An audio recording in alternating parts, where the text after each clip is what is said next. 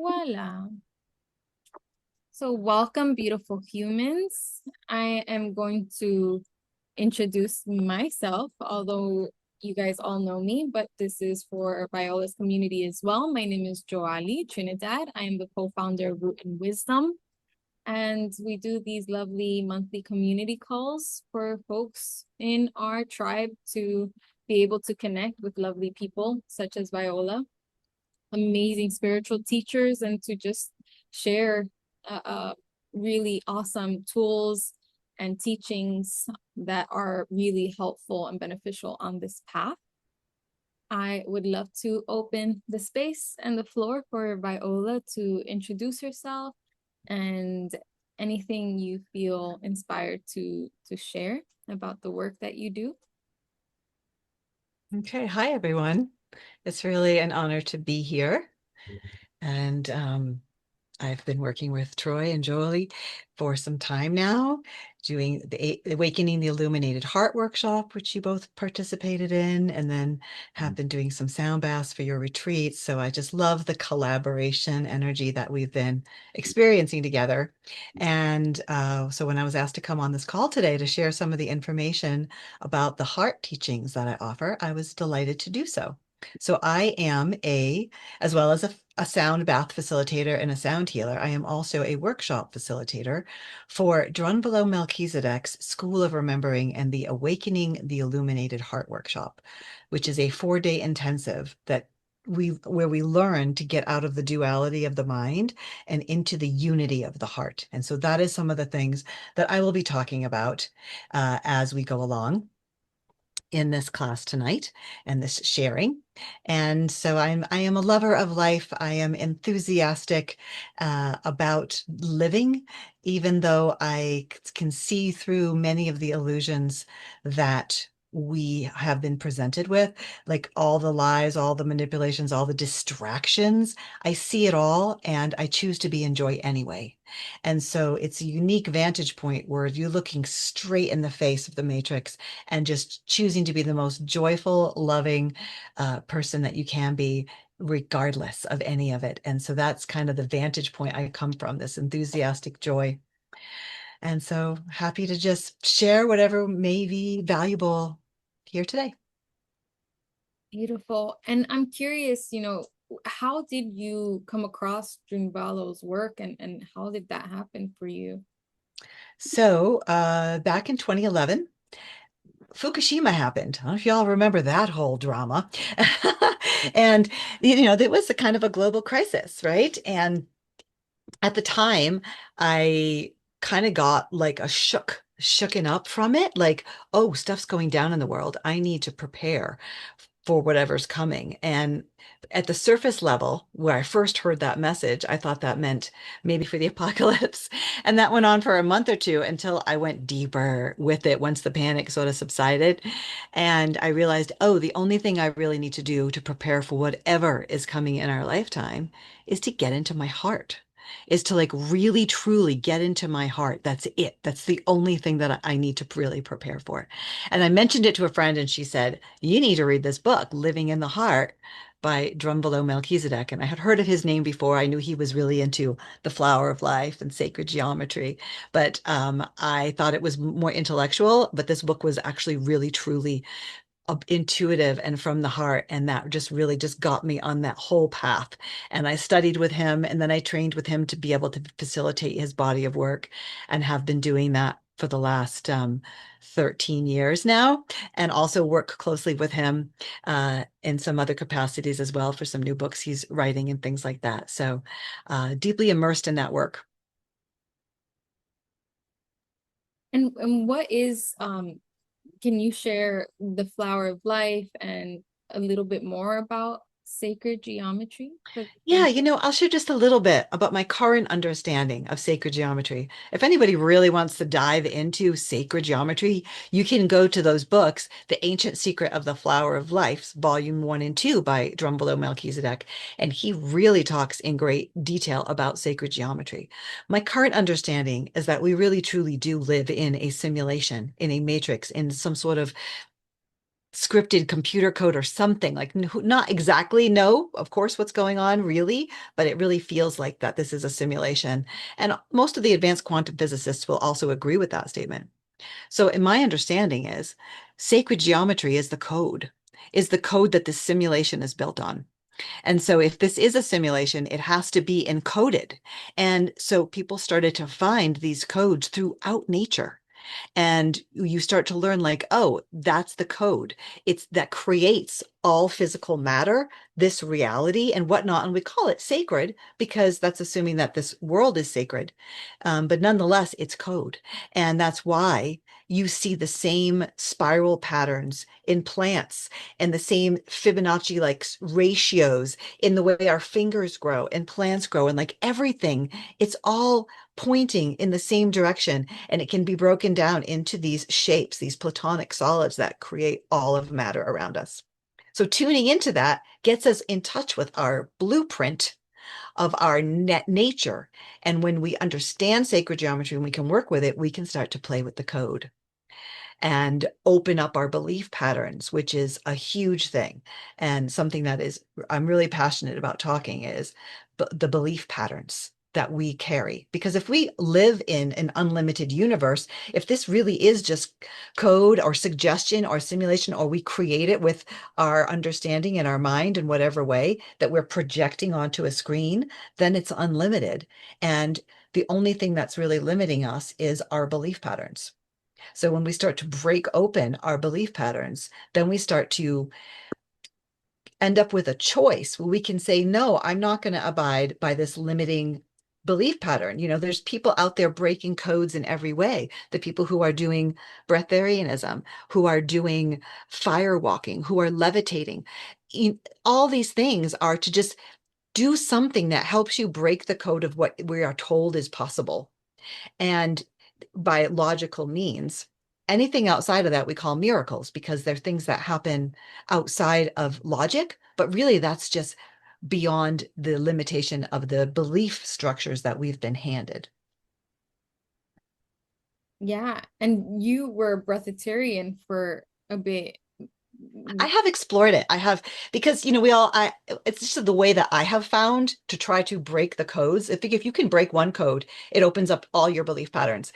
And then you know that really anything is possible. So I have played around with breatharianism for the past 10 years, and I have gone extended periods without eating. And at this stage, I'm not necessarily able to sustain it for long, long term. I do start to get super thin and like I'm not doing it 100%. So I start losing weight if I do it for a really long time, but not nearly as much weight as I would lose if I was in a fasted state, because a fasted state and a breatharian state are two totally different things. If you're breatharian is you wouldn't lose any weight at all, even if you weren't eating. And there are plenty of people who actually do that. And so I would just lose a little, and then I would get down too low and I'm like, okay, it's time to stop that exploration. But doing it is profound. And I've also done fire walking and spoon bending and things like that, where just things to keep breaking the codes. And then you just realize, oh, it's all just suggestion. And doing the breatharianism exploration was an incredibly impactful experience. So I could learn how to work with prana, life force energy, chi, and nourish myself with that, which is found all around us in nature. And it comes directly also through us. And so there's so many different ways that we can exist in this realm. That's fascinating. And I mean, just your knowledge on all of these things is really, really an honor to be able to have you and for you to share this knowledge with our community because it's so on par with. Oh, that's so cool. Well, I'm glad it can be of interest and of value because it's just been just my life journey and all our own life journeys. They just take us in whatever directions they do. But, some of us are seekers and are constantly driven to forge the edges of reality. And I believe that you and Troy are people like that as well, who are constantly forging new territory and breaking through and creating openings for all of us to be inspired by. So it's an honor to be here with you too. Basi. So I'd like to create the space if you don't mind sharing a little bit more about Awaken in the Illumined Heart workshops that you offer. Yeah, yes, so I would love to talk about that. It's a profound body of work from Drunvalo Melchizedek, and it was born out of the Flower of Life workshop, which he taught in the 90s and 2000s. And then he taught another workshop called the Earth, Sky, Heart workshop. And there's just been this evolution. And in 2011, he created the Awakening the Illuminated Heart workshop, which is the way of activating your Merkaba, which is your light body. It's like the ship that is naturally around you, which is your interdimensional vehicle. Because let's face it, this is an interdimensional reality. Like we are in a reality right now called the third dimension, but we portal in through the womb from another dimension into here. And when we die, we portal out. So it's just kind of obvious that it's there, that we are living in a dimension and that we go into other ones. And so the Merkaba is the ship that allows us to travel consciously from one dimension to another. If we don't have our Merkaba activated, our light body, which is this is talked about in so many different ancient texts as well. So this is knowledge that was around the world. Almost every ancient culture knew about this on some level. Without that Merkaba activated, then when we die, we forget. Our memories get wiped and we get looped back into the reincarnation cycle. And we're stuck here in this dimension and looping around until finally one day we remember. We remember who we truly are. We remember our light body, and we're able to then die consciously with our memories intact because the Merkaba is an electromagnetic field. So it holds our consciousness intact, and that allows us to go on to the next levels of existence or into the next dimensional realm, or however it is that you might perceive reality, but it gives you freedom.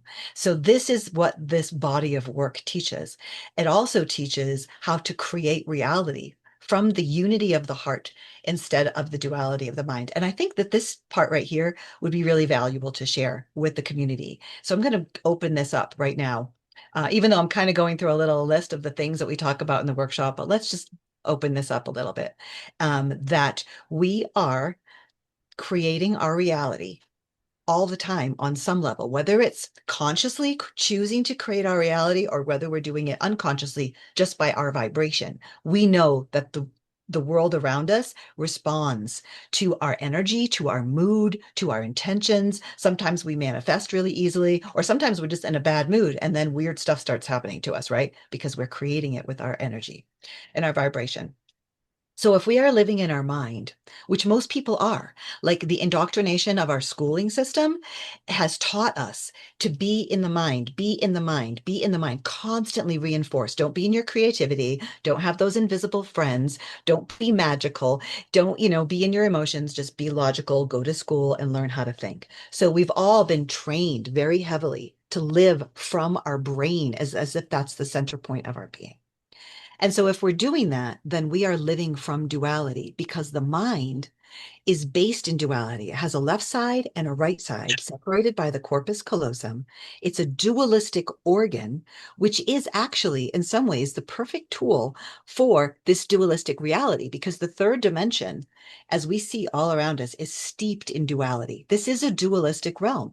We hear some talk in different New Age circles that, like, the fifth dimension is a realm of unity consciousness. Um, that's totally different than here in the third dimension, where good and bad and all the spectrum of the dualities is just in our face constantly. So we're living in duality. And the brain is the perfect tool to help us navigate this duality. It's a task doer, it's a problem solver. But it's never meant to be in charge, even though we were trained to have it run the show. It's like the mind is the captain of the ship and is steering our lives. And so when we learn to step out of that and actually learn to come into the heart, in specifically a sacred space within your heart that feels like your own inner holy temple, when we learn to inhabit that place, we step out of duality and into the unity consciousness of the heart. There is only unity in the heart. There is not duality. And when you're truly in that sacred space, you feel it. You feel like you're in your holy essence, and there's only love. There's not love and something else, not love and some judgment, not love and some doubt. You're just in love. And so then when we start creating our reality or just going about our day and we're just creating by our vibration, we start to create it from the unity of the heart instead of the duality of the mind. And that changes everything because when we're in duality, life can be like a roller coaster. Like maybe you're a great manifester and you think, okay, I wanted to manifest this thing and I did. That means I'm good at manifesting. So I'm going to keep doing it. But if you're doing it from your mind and you're thinking about what you want to manifest, and you're maybe even creating vision boards, not that vision boards have to be created from the mind, they can be done from the heart. But a lot of times the teachings around it are about think it into reality, vision it, see it, think about it.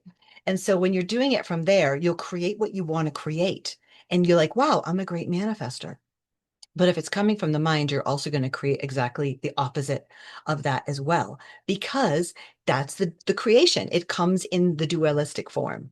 So when you get into the heart and you truly inhabit this place, you can actually create and manifest from the unity of the heart, and it's not going to have the opposite effect. So then life becomes like a river of grace instead of the roller coaster. And this is, I think, one of the most profound pieces of the Awakening the Illuminated Heart workshop. I'll stop there and see if you have any comments or anyone does. I mean, I just wanted to share, especially with the work that we're doing and the deep remembering.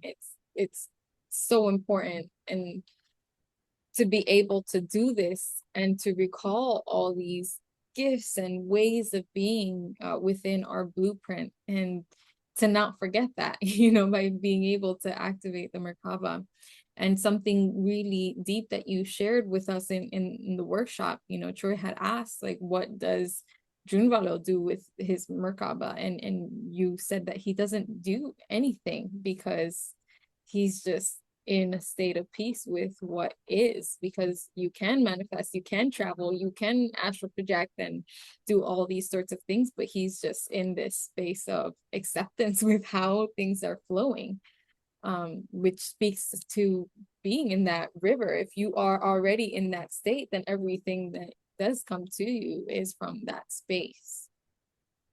Yes, yes. So that's really a beautiful piece that you just brought in, is that we can use these tools to help us become empowered, to activate our Merkaba, to program it to protect us, to connect with our higher self, to activate our psychic centers that come out of our pineal gland. These are all pieces within the workshop that are like, I think at the workshop, kind of like sovereignty training or like how to access our freedom truly, because we have everything we need inside of ourselves. And so we activate all these act things, these tools, these pieces, and that can help us feel more empowered to be on our path and to be in life fully. So whatever it takes so that we can remember who we are and be in our path. And sometimes that might mean levels of protection, levels of programs in our light body to help us feel safe.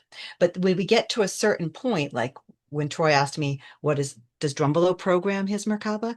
And I remember him saying that no, he actually doesn't even program it anymore, because there's maybe a state where we get to where we understand that life is whole, complete, and perfect exactly as it is, with no need to change anything.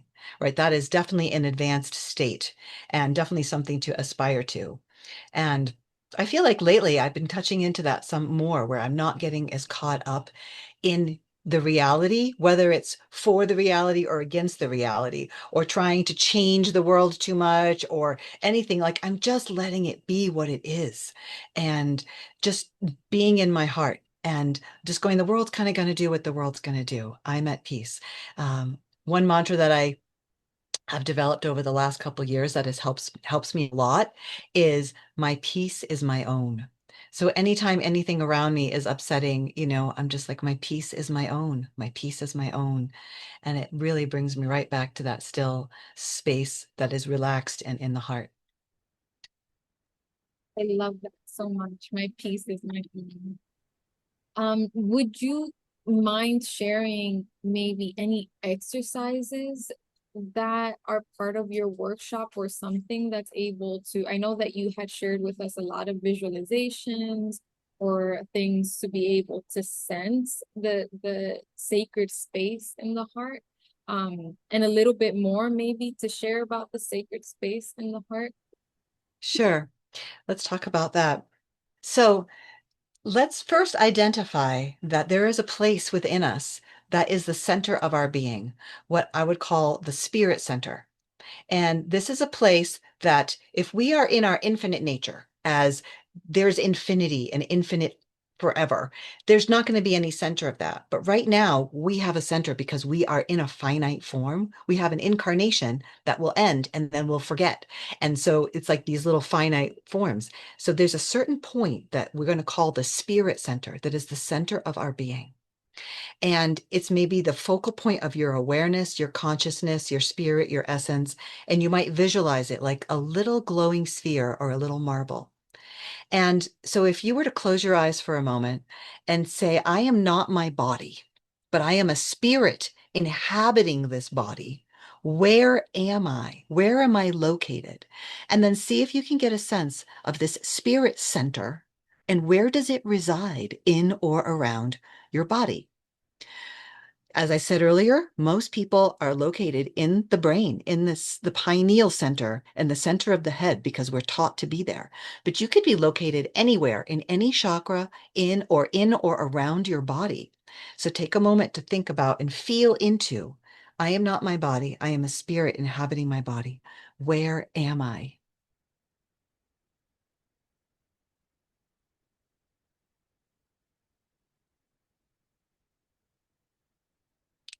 And just see if you can get a sense of that. And this is something you can continue to do even when you get in bed tonight. Where am I? Where am I? And start to track that and notice where you're living from. Because if you're in your mind, then that's what I was talking about earlier, where your default is here and you're creating reality from here. But if you have a sense of this spirit center, then this is what you can actually start to move into the heart and specifically the sacred space of the heart, which is like your own inner temple, where there is like, it's like you go into your heart and you can access it in different ways by just having the intention and changing images and be in your heart. Or you could actually travel down from your mind inside of your body so that you enter into your physical heart and then say, now I'm going to move to my sacred space of my heart. And now you're not in the physical body anymore. You're kind of traveling into your interdimensional space.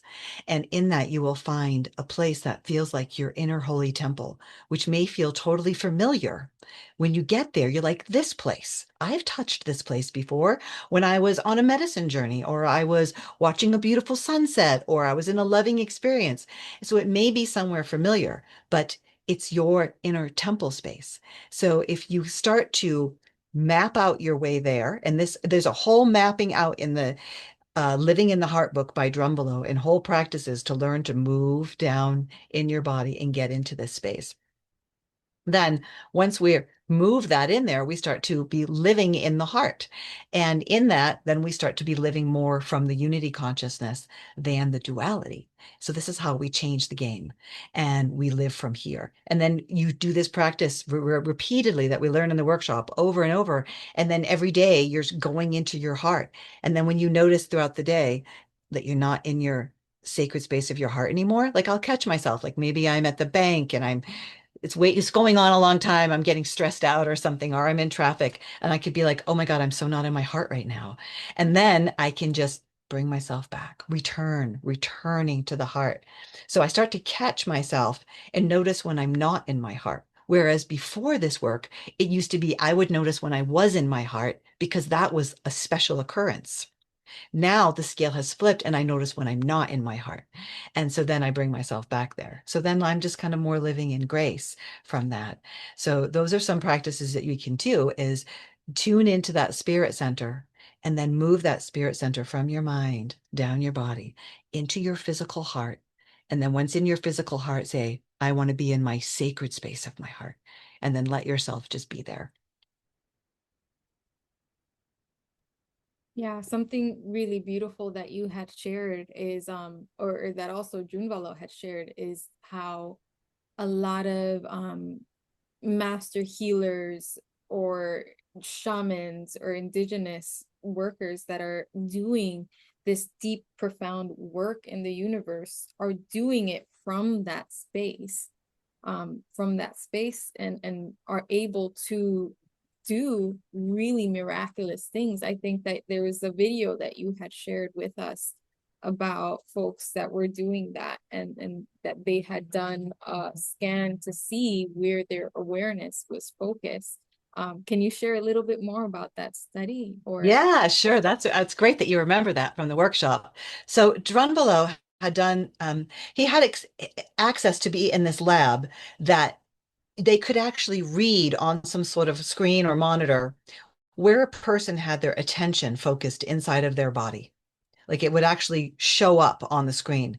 And so this gave him the idea to perform a test, and he brought healers into this lab to see where they were focused when they were actually healing. So he brought in healers who from like 30 different modalities to so it was like and he brought in people who were experts sort of in that field, like they had written books on that particular form of healing, so they knew what they were doing. And in every case, when they tested it, when the person was actually doing the healing work, they were located in their sacred space of their heart. And so what this told him, and this is actually quite huge, is the healing modality is secondary and not really that important. It's like people think that it's their healing modality that is super special and that is healing their clients. But what this shows is it is love that heals. The healer has to be loving the person that they are healing, or nothing happens. It's truly love that heals. And it's not personal love, it's universal love. It's like letting the benevolent nature of the universe and the love of all that is, all that has been, and all that will be, letting that move through us and becoming a conduit or a vessel for love. That is what is truly healing. I think that's a beautiful piece. And so I'm glad you brought it up. Carlos Castaneda talks in his books about the assemblage point, and he trains his students to have their spirit center, which he calls the assemblage point, but I believe it's the same thing, over the right shoulder, behind it, outside of the body. So there's different schools of thought on this and different ways to approach your center and moving it around. And it is fun to play with. And feeling it all the way out here, moving it to different centers. What does it feel like when it's in my heart? What does it feel like when it's in my pineal? And start to have it, just have it in your awareness so that you can consciously control where you want to be home base, essentially.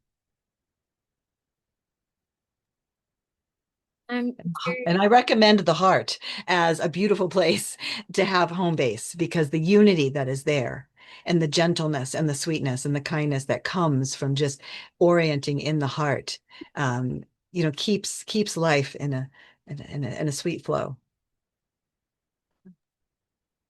I know that your workshop is entirely based on being able to go in there, but would you be able to take us through a brief guided meditation for those who might have never had this experience of moving into their heart space? Yeah, we can do just like a brief um, thing. In the workshop, we definitely space it out over a whole day of training, and we practice moving in the body actually, and practice like moving into our hands, seeing if we can see out of our hands. How do we travel in the body? But we'll just crash course it, and we'll just go in and just to have a taste and an experience of that right now.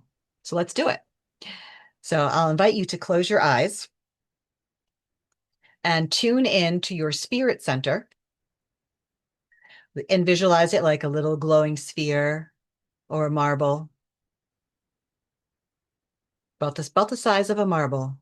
And wherever you happen to be located, for the sake of the exercise with the group, I'm going to ask you to move that spirit center to the center of your head, because we're all familiar enough with being there that it's easy to go there. So imagine and feel that you are oriented with your spirit center in the center of your head. And when you are in the center of your head, the skull is surrounding you. So feel the skull surrounding you.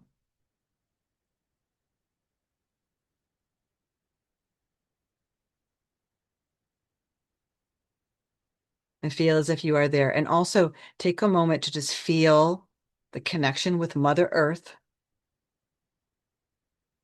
feeling the love that you have for the living being that we live on this planet, who has given us everything that we have.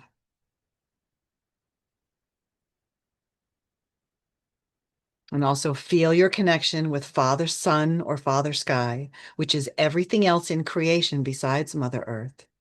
So feeling the love that you have for all of creation. And then also feeling the love that you have for yourself. And let this be the Holy Trinity alive in you, the love of the Divine Mother, the Divine Father, and you, the Divine Child. This is a key to getting into the heart. It's a holy vibration. And almost all Indigenous people around the world, before they go into ceremony, they connect with Mother Earth and Father Sky. And going into our own sacred heart is a ceremony. So we feel all that love. And now bringing our awareness back to the pineal center in the brain where we have our spirit center located. Feeling the skull all around us, we're going to start to move down the head. So as you move down the head, your vantage point and the place that you're perceiving from is moving with you. And you are traveling down your head. Maybe you feel like you're crawling down, or you're moving down a glass elevator or a staircase, and travel down till you feel that you're at your throat chakra or your throat center. And have the sense that now your spirit center is there at the throat. It probably feels different here than being in the brain.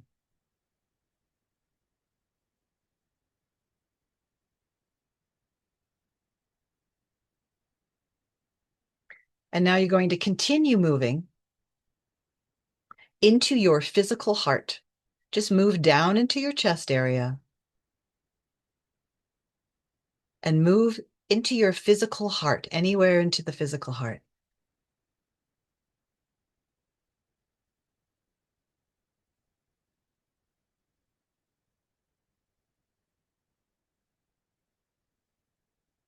And now in the physical heart, you can say to yourself, I am going to move into my sacred space of my heart.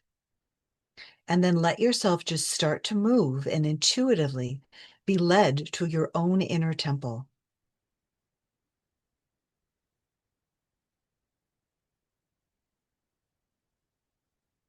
And you know when you arrive because you will feel it. You may see it like a beautiful temple or a landscape or nature or some space, but more importantly is the feeling. There is a feeling. What reminds me of the feeling when I've gone into an ancient temple that's a really holy place. I almost get goosebumps, like you just know you're in a holy place. That's what it will feel like when you enter into your sacred space of your heart. So let yourself be drawn into that feeling.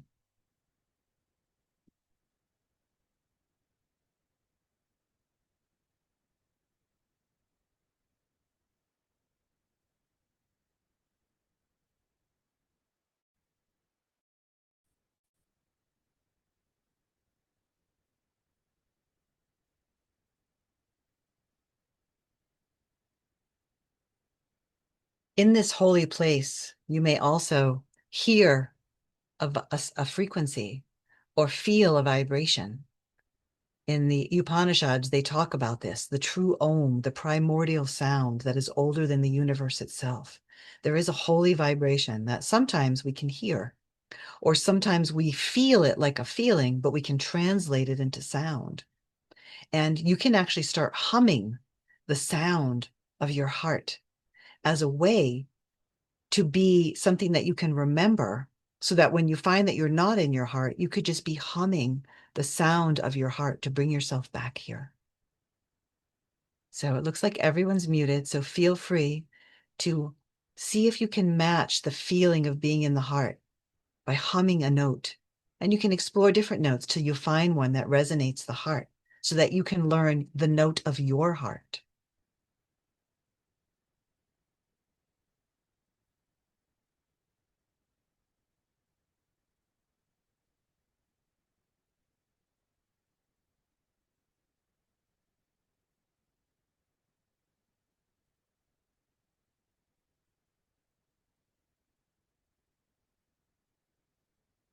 So this is your sacred space. This is your inner temple, your inner holy place where you could come whenever you want to recharge, whenever you really want to connect with source, whenever you might want to get information about yourself, because the Akashic records can also be accessed here, your past lives, the records of the entire universe, records can be found here as well.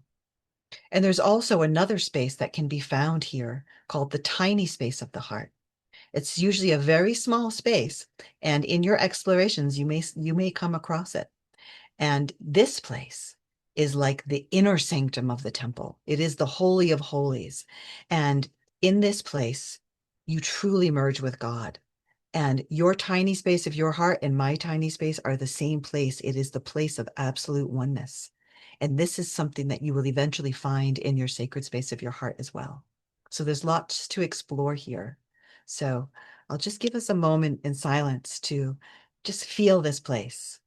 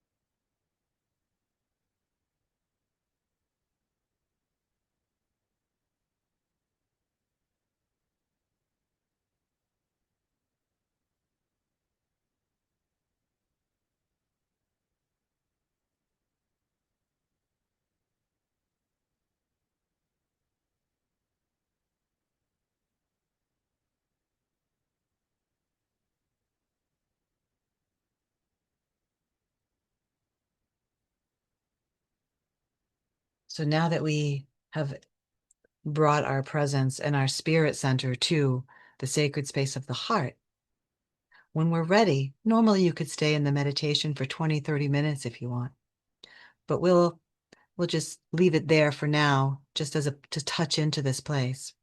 But when you're ready to come out, you don't need to travel back to the mind. The idea is to stay here, is to live from the heart. And so rather than coming out of the meditation in a normal way, we're actually just going to anchor ourselves here in the heart. Sometimes I even like to put a hand on my heart so that I'm anchoring here. I know that I'm here. And then I slowly start to bring my awareness back to the external reality by hearing the sounds in the room around me, feeling the air on my skin, all while breathing into the heart and it staying here. And then opening the eyes and looking around a little bit. Doing that from the vantage point of being in the sacred space of your heart. Breathing into the heart.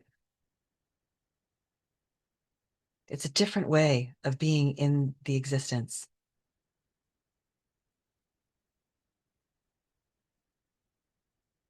So welcome back, everyone. If anybody wants to share anything about that or ask anything about it, feel free. Okay, well, I will share that this experience, it really is simple, right? Connect with Mother Earth, connect with Father Sky, feel the love that you have for them and for yourself, and then bring your awareness down into your heart and live from here. It's quite simple, and yet it really can change everything in life. And then you set yourself up here every day, and then throughout the day, it's just returning, coming back to the heart, coming back to the heart. Let yourself have home base here and inform how you navigate the reality. And then when we start to do it from the unity consciousness of the heart instead of the duality of the mind, we really do level up and start to live from a higher frequency.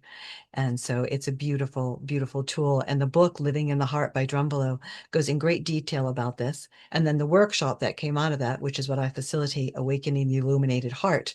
This is a huge part of it. And so it's a beautiful thing to practice.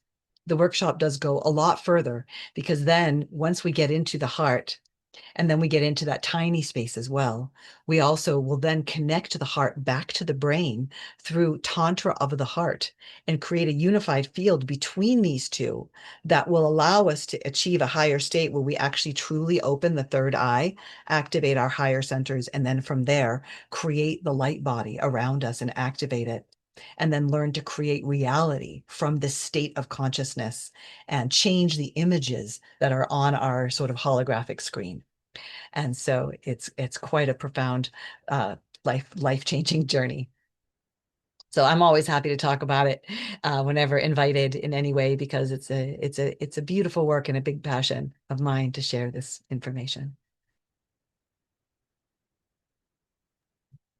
Thank you so much, Viola. Yeah, when Troy and I took it, it was so profound. I know some of the things that you're sharing, it's just your words alone do not encapsulate how amazing this work and your workshop and the practices that we did were. And when do you have openings for your workshop? Can you share a little bit more about the details logistically for those who are interested in taking your workshop? Sure. First, I will share that I do the 2-hour introductory courses. And so this that go a little bit more in depth than this, right? Because about twice as long as this. And I even have one of those for free up on my YouTube channel. And so Viola Rose on YouTube, that's my YouTube channel. And you can find a 2-hour introduction to this workshop there to dive in a little further. And then I also have upcoming, about once a month, I offer a live 2-hour class. And I have those listed on my website, which is violarose.com. And then every month and a half or so, I will teach the 4-day workshop online. So I just actually finished one yesterday, and then I have another one in August that I have coming up. And then I teach them in person, live in Sedona, in my home, about 3 times a year. So I have one coming up June 20th, and I have 2 openings still available in that shop if anybody really wants to do it in person. And then the third option that I am now offering is a self-study format. There's so many people who want to do this work, but they are new parents or they have a job that doesn't allow for them to take 4 days off in a row.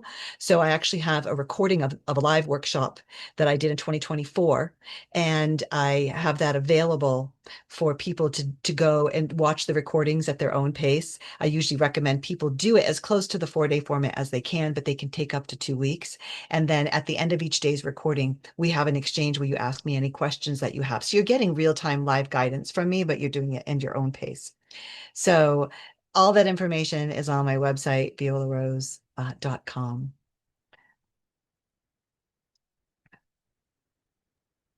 We Does anyone have any questions for Viola?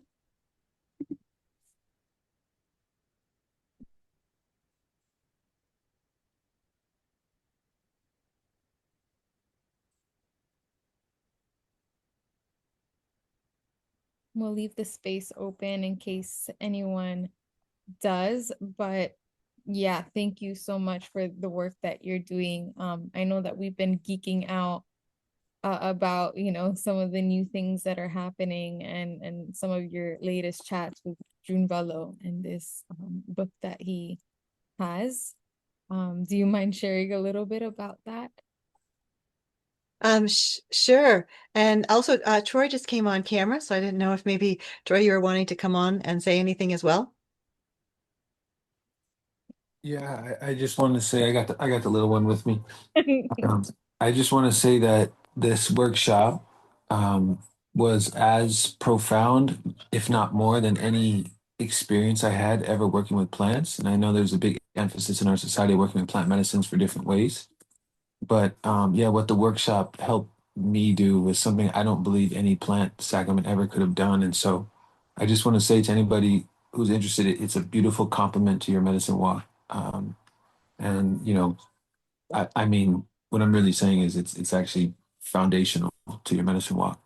And if you can read the book, Living in the Heart with it, I think it would go a long ways. And I think that's actually prereq for the class anyways. But at the worst case, please at least read that book.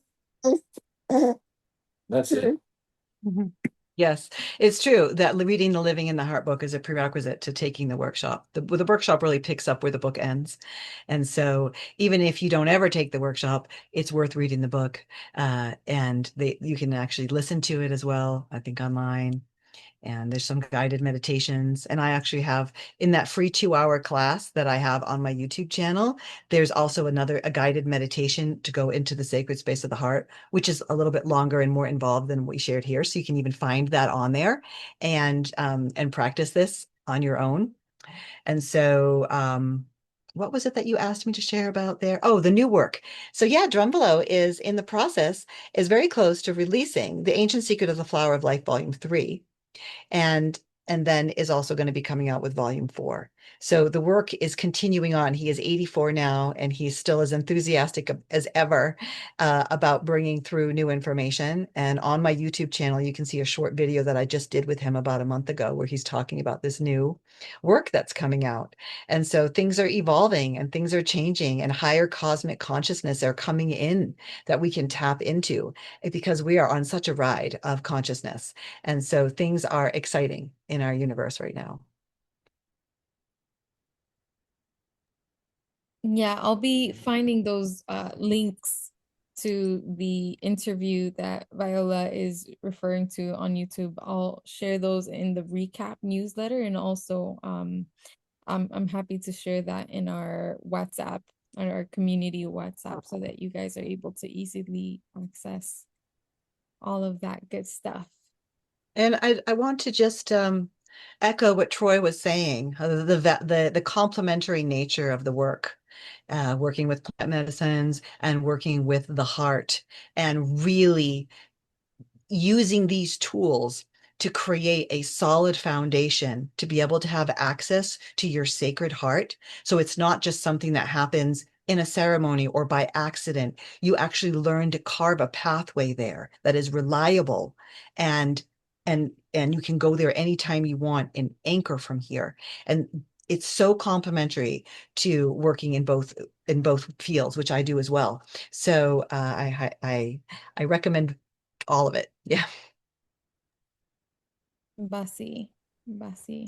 It's so awesome, so incredible. Thank you so much for the work that you do and for sharing all of this beautiful wisdom. Yeah, like Trish shared, we had an amazing time just being able to be students, and just to have a space and time dedicated towards really perfecting our craft of being there was something that did so much for us in being able to prepare before ceremony. That's something that Troy and I are so grateful to be able to have that tool to go into that space and to be able to do our ceremony work from that space. It really does amplify our ability to be present and to be in communion with any plant teacher overall. It's really beautiful. I love that we're all just walking each other home, right? And we all have our bits and pieces that we bring to the table that we resonate with and that we master, and then we just support each other. I mean, we really are such a big community of evolving souls. Basi, Basi. So we'll stay on a little bit more in case anyone has any questions or any shares. And thank you for joining, and we'll share those resources with you all. Yes, much love to you all.